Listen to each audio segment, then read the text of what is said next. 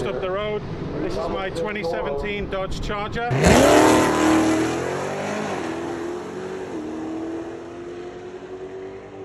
Quite a few modifications now.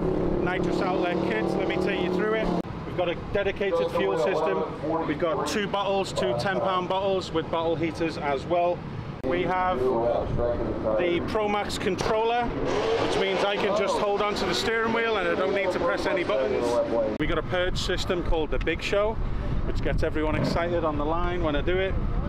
Up front, we've got the Whipple 3.0 and we've got the full program system from Nitrous Outlet with the fuel solenoid and the nitrous. We're running a 250 shot. And we've actually got them running into the spray bars, sprays directly into the injector system. So I'm super happy. I've been a Nitrous Outlet customer probably since around 2018 when the normal engine was in there.